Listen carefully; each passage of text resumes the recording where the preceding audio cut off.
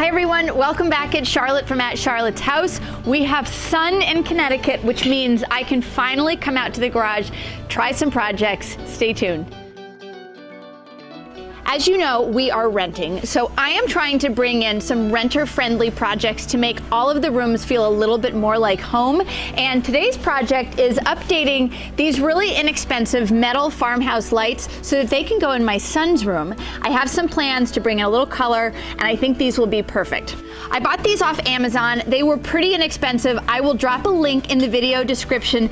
These are hardwired lights, but I am going to use a trick that my friend Brooke does all the time. We're actually going to use just an LED puck light.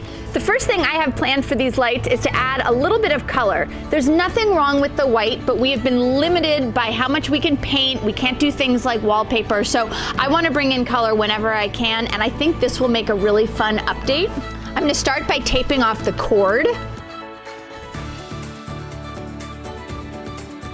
I'm going to use my favorite spray paint, Plutonium, for this. I love this for a couple of reasons. One, I find that it adheres to anything and it adheres really well, so that is worth it to me. I also love the colors, so that's a happy bonus. The other thing that is really nice is that it dries super fast and super smooth. It is such a fine spray that for something like this, I don't have to worry about it dripping. I don't have to worry about it chipping.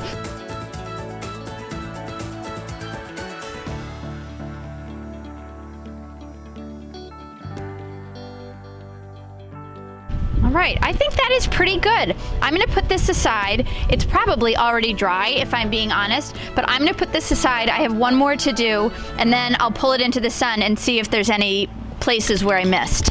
I'm removing my painter's tape from the cord, obviously. I've measured 10 inches from the base. I want this to hang 10 inches below the ceiling. I've already cut the excess cord. Again, I'm not using this cord other than to hang it. So what I'm going to do is I'm going to thread this through, and then I'm going to tie a knot, and I want to make sure that the knot ends up right at my pencil line.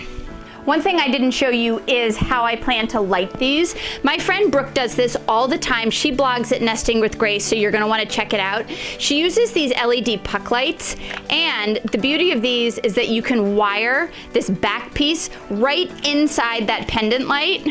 You want to do this before you hang the light, but you're simply going to wrap some wire around the inside of the pendant light, and then you can go ahead and put that in place. And this operates by remote control, so it's just an easy way to wire a light without plugging it in. I want these to be hanging right over the head of the bed, so I think 22 inches from the crown molding is about right.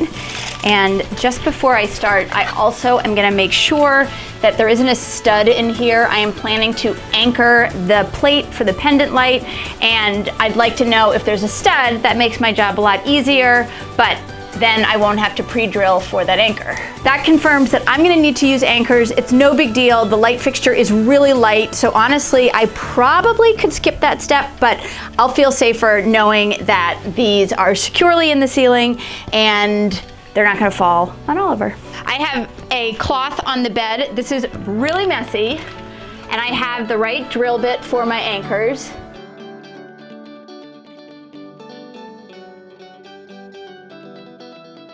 Okay, I've put 2 anchors in the ceiling.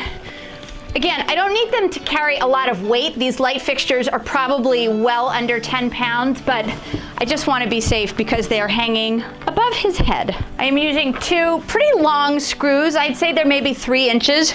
And again, I think that's longer than necessary, but I need to make sure that I get through the mounting plate as well as the drywall. Da-da-da! How cute does that look?